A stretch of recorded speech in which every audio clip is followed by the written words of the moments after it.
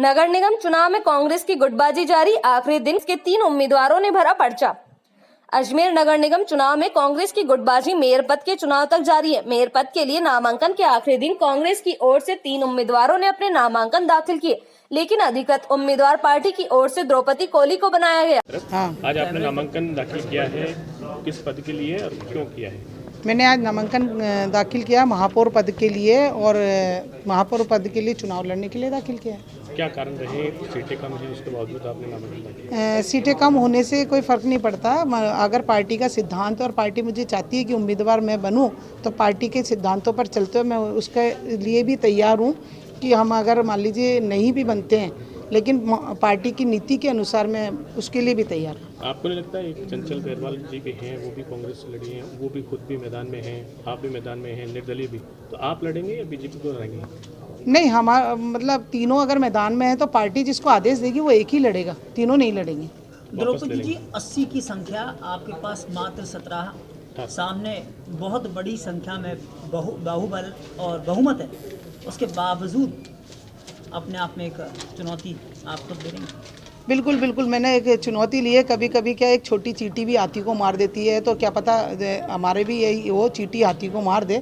इस चुनौती को इस आधार पे मैंने एक्सेप्ट किया। तो मानते हैं कि पार्टी के अंदर कहीं ना कोई अंदर से भी कुछ चल रहा है, मानते कि आप भाजपा में सेंधमारी कर पाएंगे? कोशिश जारी है। अजमेर नगर निगम में 80 वार्डों में से 18 पर सिमटने की बावजूद भी जिला कांग्रेस में गुटबाजी का दौर जारी है। मेयर पद के लिए 7 तारीख को चुनाव होने, ऐसे में पहले ही काल हार चुकी कांग्रेस मेयर पद का सिंबल लेने के दौरान भी गुटबाजी में बाज नहीं आ रही। अजमेर नगर निगम के वार्ड संख्या 18 से जीतकर पार्षद बनी पिंकी बालोटिया ने 2 नामांकन दाखिल किए हैं, जिसमें से एक कांग्रेस और एक निर्दलीय। इसके साथ ही वार्ड नंबर 44 से जीतकर पार्षद बनी चंचल बीरबल ने भी अपनी ताल ठोकी है। उन्होंने कहा कि आलाकमान के निर्देश पर उन्होंने फॉर्म दाखिल किया है। इसके साथ ही पार्टी की ओर से अधिकृत प्रत्याशी द्रौपदी को घोषित किया गया, जिन्होंने आलाकमान के भरोसे जीत का दावा किया है। उन्होंने कहा कि पार्टी में किसी तरह की फूट नहीं है। मुझे आलाकमान से आदेश आए हैं, उन्हीं आदेशों का मैं पालन करते हुए कांग्रेस पार्टी से महापौर का फॉर्म जमा करा चुकी हूं मैं।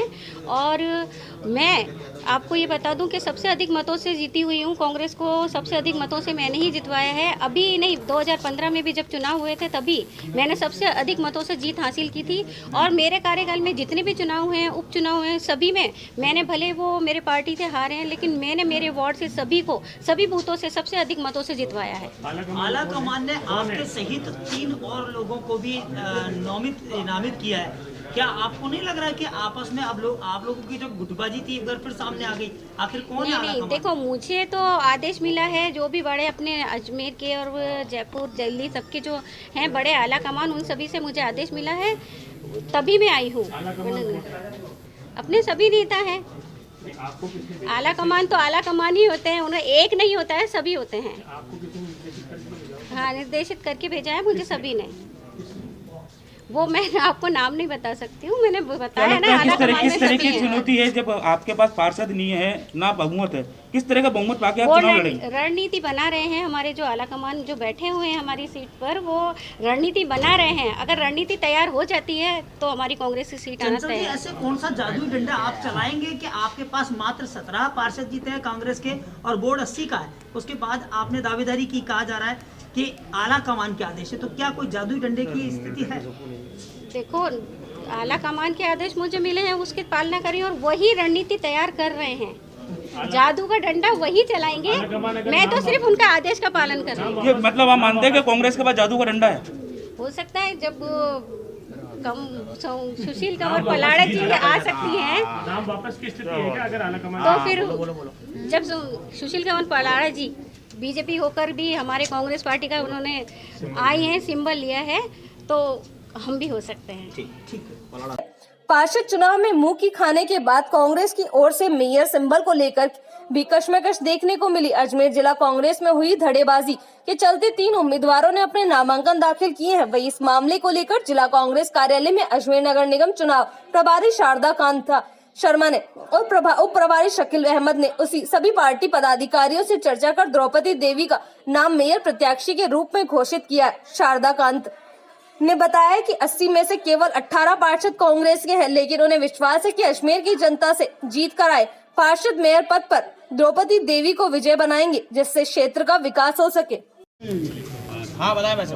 हमारे प्रदेश से जो हमारे चुनाव के प्रभारी रहे नगर निगम के शारदा खान जी और हमारे सादिक साहब जो एमएलए साहब, इनके यहाँ मौजूदगी में सभी बड़े नेताओं से जो है चर्चा की गई और सभी बड़े नेताओं के अलावा पार्षद गणों से भी जो हमारे यहाँ से जीते हुए हैं उनसे भी हमने चर्चा की। उसके बाद सर्वसम्मति से एक निर्णय लिया है कि हमारी द्रौपदी देवी जी जो है हमारी पार्षद, जो 3 बार पार्षद रह चुकी हैं और जो है एडवोकेट हैं और जो है उनका एक मतलब यहाँ नगर निगम के अंदर बिल्कुल साफ छवि के रूप में कार्यकाल रहा है, उनको हमने पार्टी का यहाँ से अधिकृत प्रत्याशी घोषित किया है मेयर के लिए। 2 अन्य ने भी जो आवेदन किया, वो कोई बात नहीं, वो उससे पहले का था, अब हमने अधिकृत प्रत्याशी कर दिया। वो सब हमारे वापिल हैं, सब पार्टी के साथ सभी की सहमति थी, 3 लोग थे, सभी का था कि पार्टी जिसे भी उचित समझे, तो सभी पार्षदों की राय ली गई, सभी नेताओं की राय ली गई और उस पर यह तय किया कि द्रौपदी जी